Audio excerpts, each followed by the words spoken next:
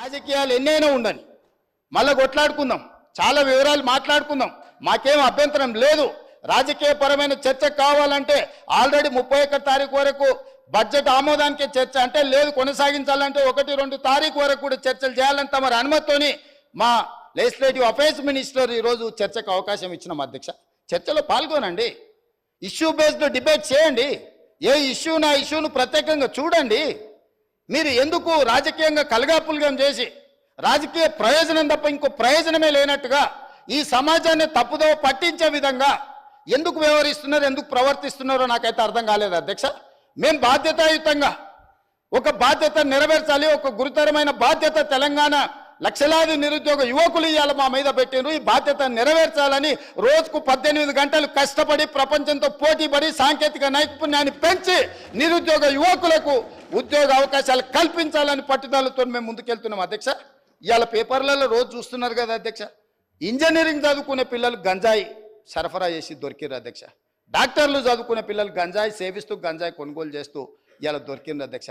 చిన్న చిన్న పాఠశాల పిల్లలు 6వ తరగతి 7వ తరగతి చదివే పిల్లలు, ఆడపిల్లలు మగపిల్లలు డ్రగ్స్కు బానిసలై ఇవాళ తెలంగాణ సమాజం అంతా వ్యసనాలకు బానిసలై గంజాయి డ్రగ్స్కు లోనవుతుంటే ఆ యువతను బయటికి తేవాలి, పని కల్పించాలి, వాళ్ళకి శిక్షణను ఇవ్వాలి, వృత్తి నైపుణ్యం పెంచాలి, ప్రపంచంతో పోటీ పడాలని ఇవాళ మా ప్రభుత్వం చేస్తుంటే అభినందించాల్సింది పోయి, సహకరించాల్సింది పోయి కాళ్ళల్లో కట్టబెట్టి కింద పడేసి ఈ చర్చనే జరగొద్దని, ఈ చర్చను తప్పుదో పట్టించాలని నిన్నగాక మొన్న మీ అందరి సమక్షంలో రైతు రుణమాఫీ 2వ విడత దాదాపుగా 1,50,000 వరకు ఉన్న రైతులకు 6,198,00,000 విడుదల మా ఆర్థిక మంత్రి గారు ఉప ముఖ్యమంత్రి గారు చేస్తే ఆ చర్చ ఎక్కడ జరగొద్దు, రైతులకు చేరొద్దని ఒక దుర్మార్గమైన ఆలోచన రాజకీయ పాచికతోని సభను స్తంభింపజేసి ఆడబిడ్డలను అడ్డం పెట్టుకొని అక్కల్ని అడ్డం పెట్టుకొని రాజకీయం చేస్తారు. అధ్యక్ష, ఇదా అధ్యక్ష? ఇదా అధ్యక్ష? నేను మాట్లాడాలంటే చాలా మాట్లాడగలను అధ్యక్ష. ఆ అక్కలకు నేను చెప్పగలను, ఆ అక్కల్ని నేను సొంత అక్కల్లాగానే భావించిన. ఒక అక్క నన్ను నడి బజార్లో వదిలేసినా నేనేమనలే, ఇంకొక అక్క ఎలక్షన్కి పోతే నా మీద 2 క్రిమినల్ కేసులు అయినా ఈ రోజుకునే కోర్టుల చుట్టూ తిరుగుతున్న. అధ్యక్ష, మీరు మాత్రం అక్కడికి వెళ్ళి మహిళా కమిషన్ చైర్పర్సన్ తెచ్చుకున్నారు, ఎమ్మెల్యే టికెట్ తెచ్చుకున్నారు, ఎమ్మెల్యేలు అయినారు. నేనేమన్నా అధ్యక్ష నా మీద కేసులు తీయాలని? అరే తమ్ముడు నా ఎలక్షన్కి వచ్చాడు, ఆయన మీద ఎందుకు కోపం, కేసులు తీయండి అని ఎప్పుడని చెప్పిండ్రు అధ్యక్ష? అయినా నేను అక్కల్ని ఏం అడగలేదు కదా అధ్యక్ష, ఏమనలే కదా.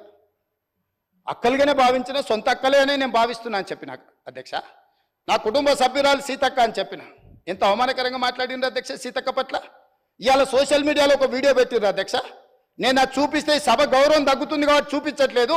ఇవాళ సీతక్క అక్కడ నించుంటే వెనకాల నుంచి ఒక సభ్యుడు వచ్చి ఇంకొక సభ్యుడితో మాట్లాడుతుంటే ఇవాళ టీఆర్ఎస్ నాయకులు సోషల్ మీడియాలో పెట్టిన మీమ్స్ చూస్తే మీరే ఆ వేదిక మీద నుంచి వచ్చి చెప్పు తీసుకొని కొడతారు అధ్యక్ష. వాళ్ళను చేత్తో కూడా కొట్టారు. ఒక ఆదివాసి బిడ్డ, ఉద్యమాల నుంచి వచ్చిన బిడ్డ, పేదల కోసం కొట్లాడుతున్న సీతక్కను అవమానించే విధంగా ఇదేనా మీ నీతి, మీ జాతి? ఇందుకోసమేనా మీరు ఇవాళ ఇట్లాంటి రాజకీయాలకు పన్నుతారా? ఆమె దళిత, ఆమె ఆదివాసి ఆడబిడ్డ కాబట్టి ఆమెను అవమానించవచ్చా?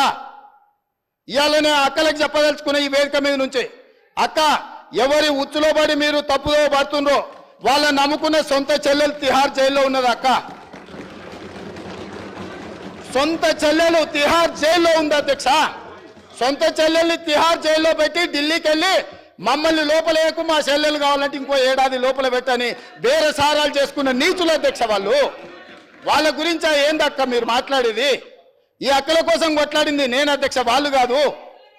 కాబట్టి ఆ అక్కల పట్ల నేను మహిళల పట్ల గౌరవంగా ఉండేవాడిని, అక్కల్ని గౌరవించేవాడిని. మంత్రివర్గ సమావేశంలో కుర్చీ లేకపోతే కొండా సురేఖక్కనో సీతక్కనో వస్తే నేను లేచి కుర్చీ ఇచ్చిన ఎన్నోసార్లు. ఈ అక్కలు ఉండ్రు, ఈ తమ్ముని నమ్ముకున్న అక్కలు మంత్రులై ముందు వరుసలు ఉండరు అధ్యక్ష. ఈ తమ్ముని నమ్ముకున్న అక్కలు మంత్రులై ఇక్కడ ఉన్నారు. ఆ దిక్కుమాల తమ్ముని నమ్ముకున్న అక్కల పరిస్థితి ఏముందో మీకు తెలుసు కదా అధ్యక్ష. సొంత చెల్లెలు జైల్లో ఉంది అధ్యక్ష, ఆ చెల్లె గురించి మాట్లాడారు. కానీ ఇవాళ రైతు రుణమాఫీని దెబ్బతీయడానికి, స్కిల్ యూనివర్సిటీ ఆలోచనను నిరుద్యోగ యువకులకు ఉపయోగపడకుండా అడ్డుకోవడానికి ఇవాళ మా మాదిగల సోదరుల ఆకాంక్షను నెరవేర్చడానికి ప్రయత్నం చేస్తే సభకు రారు అధ్యక్ష. ఇంతకుముందు మా సభ్యుడు బాగా చెప్పిండు అధ్యక్ష, ఒకనాడు దళితుని ముఖ్యమంత్రిని చేస్తా అని మోసగించిండు.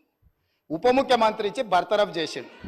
అట్లాంటి పరిస్థితుల్లో శ్రీమతి సోనియా గాంధీ గారు శ్రీ మల్లికార్జున్ ఖర్గే గారిని జాతీయ అధ్యక్షుని చేసింది అధ్యక్ష. శ్రీమతి సోనియా గాంధీ రాహుల్ గాంధీ గారు తమర్ని స్పీకర్గా చేసి ఆ కుర్చీలో కూర్చోబెట్టారు అధ్యక్ష. మీరా కుమార్ గారిని లోక్సభ స్పీకర్గా చేస్తే తెలంగాణ రాష్ట్రం ఇచ్చింది అధ్యక్ష. మీరా కుమారి గారు నేరెళ్లలో దళితులను కరెంటు షాకులు పెట్టి కొట్టించి సంసార జీవితానికి పనికి రాకుండా హింసిస్తే పరామర్శించడానికి మీరా కుమార్ గారు వస్తే ఎయిర్పోర్టుల్ని అరెస్ట్ చేసిండ్రు అధ్యక్ష. అది వాళ్ళ నీతి, వాళ్ళ జాతి. ఇవాళ ఎందుకు రాడు అధ్యక్ష?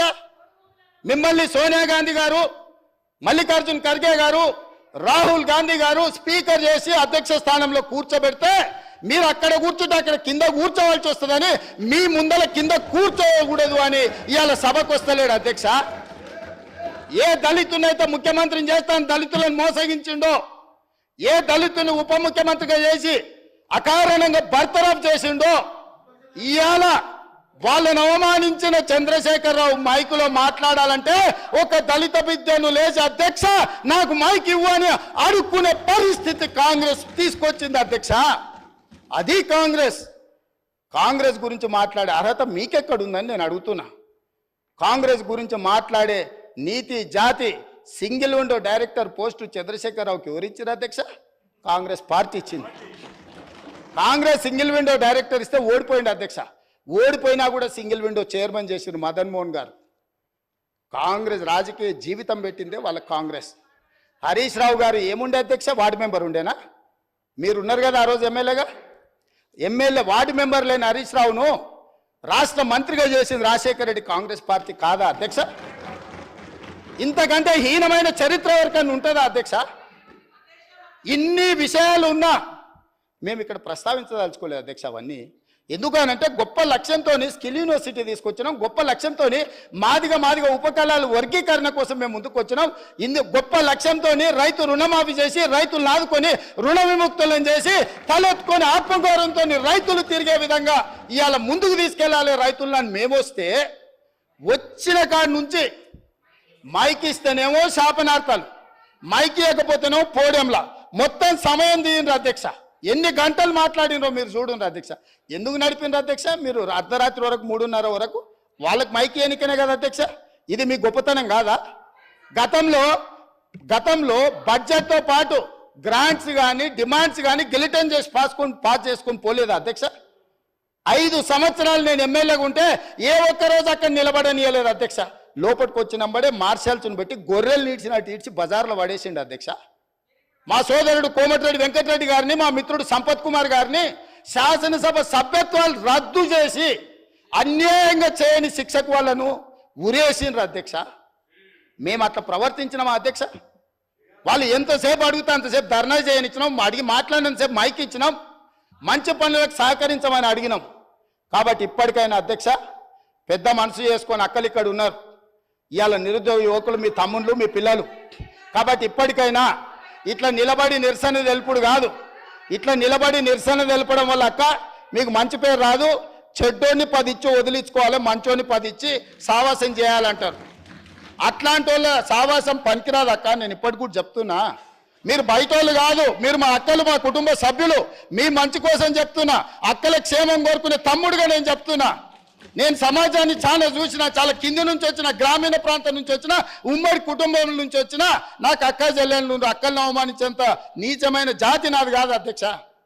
చెల్లెలు జైళ్ళు ఉంటే రాజకీయాల కోసం బజార్లలో తిరగటోని కాదు అధ్యక్ష నేను.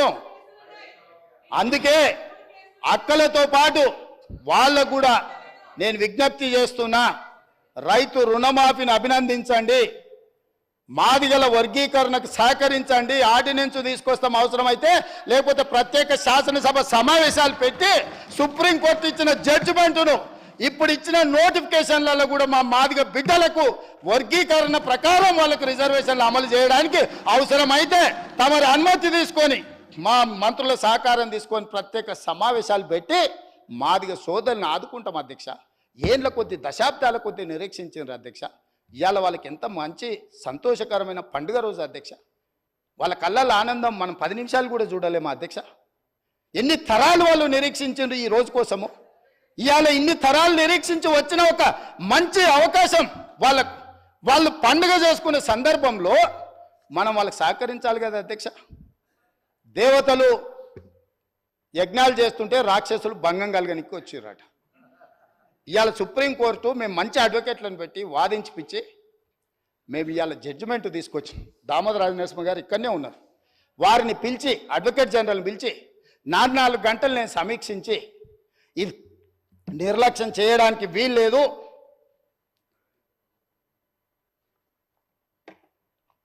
ఏళ్ల కొద్ది సాగడానికి వీలు లేదు, కోర్టుల ఏది ఏమైనా కేసు పూర్తి కావాల్సిందని నేను చెప్పిన అధ్యక్ష. మా ఎమ్మెల్యేలు అందరినీ పిలుచుకొని మాట్లాడినా, మా నాయకులను పిలిచి మాట్లాడినా, మిగతా సహచర మంత్రివర్గ సభ్యులకు చెప్పిన మనకు బాధ్యత వచ్చింది. మనం ఇవాళ అధికారంలో ఉన్నాం, ప్రజాప్రభుత్వం ఏర్పడ్డదంటే ఆ బిడ్డలు మన పక్కన బలంగా నిలబడ్డారు, వాళ్ళని కాపాడే బాధ్యత మన మీద ఉందని చెప్పి ఉద్దండులైన న్యాయవాదులను పెట్టి కేసు వాదించి కేసును తుది తీర్పు కాన్స్టిట్యూషనల్ బెంచ్ నుంచి తీసుకొచ్చినాం అధ్యక్ష. ఇంత సంతోషకరమైన వార్త వాళ్ళకు వచ్చినప్పుడు ఆ పిల్లల్లో మనం కలిసిపోయి వాళ్ళ ఆనందంలో భాగస్వామ్యం తీసుకోవాలి అధ్యక్ష, పంచుకోవాలి వాళ్ళలో భాగం. ఎందుకంటే ఈ అధికారం వాళ్ళు ఇచ్చింది అధ్యక్ష. నేను అడుగుతున్నా ఈ సభలో ఇక్కడ ఉన్న వాళ్ళు ఎవరైనా, ముఖ్యంగా మా అక్కల్ని అడుగుతున్నా, ఆ దళిత బిడ్డలు ఓట్లు లేకుండా మీరు ఎమ్మెల్యేలు అయినా నేను ముఖ్యమంత్రి అయినా ఆ దళిత బిడ్డలు ఇవాళ సంతోషపడే రోజు వస్తే మన పట్టుదలలు పట్టింపులు పక్కన పెట్టి మన రాజకీయాలకు అతీతంగా ఈ బిడ్డల కోసం మేము నిలబడ్డాం. మా ఆత్మ గౌరవాన్ని ఒకవేళ అవమానించడానికి మేము భావించినా మా ఆత్మ గౌరవాన్ని కూడా మాదిగ బిడ్డల కోసం మేము ముందుకొచ్చి రాజకీయాలకు అతీతంగా మీకు అండగా నిలబడుతున్నాం అని మా అక్కలు మాట్లాడుంటే వారు విఘ్నత ప్రదర్శించే వాళ్ళు, మాదిగ బిడ్డలకు కూడా అక్కలై ఉండేవాళ్ళు, ఆ పెద్దక్కల్ని వాళ్ళు గౌరవించి ఉండేవాళ్ళు అధ్యక్ష. ఒక దొర చేతిలో దొర పండిన కుట్రలో ఇవాళ మా అక్కలు చిక్కుకొని ఇటు బయటికి రాలేక అటు లోపల ఉండలేక ఈరోజు మదన పడుతున్నారు. మీరైనా దారి చూపించండి అధ్యక్ష మా అక్కలకు. మీరైనా, మీకు కూడా దగ్గర చాలా పరిచయాలు ఉన్నాయి కదా, మీకు తెలుసు కదా అధ్యక్ష, నాకు తెలుసు కదా మీకున్న పరిచయాలు కానీ, అందుకే మీరైనా మార్గం చూపించండి అక్కలకు. అదేవిధంగా ఏది ఏమైనా ఈ స్కిల్ యూనివర్సిటీ మీద మా భారతీయ జనతా పార్టీ సభ్యులు, మా మిగతా సభ్యులందరూ కూడా ఈ స్కిల్స్ యూనివర్సిటీకి అండగా నిలబడ్డందుకు అందరి పక్షాన, తెలంగాణ నిరుద్యోగ యువకుల పక్షాన అండగా నిలబడ్డ ప్రతి ఒక్కరికి మనస్ఫూర్తిగా ధన్యవాదాలు తెలియజేస్తున్నా అధ్యక్ష. అదేవిధంగా మా ఎంఐఎం ఫ్లోర్ లీడర్ గారు సూచన చేసిండు అధ్యక్ష, సంతోషం. వారు ఇచ్చిన సూచనని పాటించడానికి మాకు ఎలాంటి అభ్యంతరం లేదు. వారు ఇచ్చిన సూచన మేరకే నేను కూడా లేచి మిమ్మల్ని రిక్వెస్ట్ చేసిన, వాళ్ళకి మైక్ ఇవ్వండి అధ్యక్ష, ప్రధాన ప్రతిపక్షం మాట్లాడాలని. మైకు తీసుకున్నారు, మాట్లాడినరు, వాకౌట్ చేసి వెళ్ళిపోయినారు అధ్యక్ష. ఇదా అధ్యక్ష? మా మిత్రుడు కూడా అర్థం చేసుకోవాలి, మాట్లాడేసి మైక్ ఇస్తే మాట్లాడతాం, మేము ఏది వినాం, మేము పోతాం. ఏం పద్ధతి అధ్యక్ష? ఏం పద్ధతి? మీరు మైక్ ఇవ్వనంతసేపు ఇక్కడ ఉన్నారు, ఎవరిని మాట్లాడనియలే, మైక్ ఇచ్చిన ఎంబడే మాట్లాడేసి వాకౌట్ చేసి వెళ్ళిపోయినారు అధ్యక్ష. ఇదే నా అధ్యక్ష న్యాయము. అందుకే ఇక చర్చలు వాళ్ళ నుంచి మనం ఏం ఆశించలేము అధ్యక్ష. వాళ్ళ నుంచి ఏమన్నా ఆశిస్తే కుక్కతోక పట్టుకొని గోదావరి ఈదినట్టే అవుతుంది అధ్యక్ష. కుక్కతోక కట్టె కట్టినంతసేపే చక్కగా ఉంటుంది అధ్యక్ష, కట్టె తీయంగానే అది 3 వంకరలు తిరుగుతూనే ఉంటుంది. వాళ్ళ బుద్ధి కూడా గట్లాంటిదే. వాళ్ళకు దేవుడు జ్ఞానం ప్రసాదించాలని కోరుకుంటూ ఈ స్కిల్స్ యూనివర్సిటీ బిల్లును ఆమోదింపజేసి 4 గంటలకి ఇక్కడ నుంచి అందరు ఎమ్మెల్యేలకు, మంత్రులకు నేను మా శ్రీధర్ బాబు గారి తరఫున ఆహ్వానం పలుకుతున్నా. ముచ్చెర్లలో 4 గంటలకు స్కిల్స్ యూనివర్సిటీ ప్రారంభోత్సవ కార్యక్రమం టెంకాయం కొట్టుకుంటున్నాం, ఒక మంచి శుభకార్యం పెట్టుకున్నాం. మీరందరూ కూడా రావాల్సిందిగా ఆహ్వానిస్తూ మీ దగ్గర సెలవు తీసుకుంటున్నా అధ్యక్ష.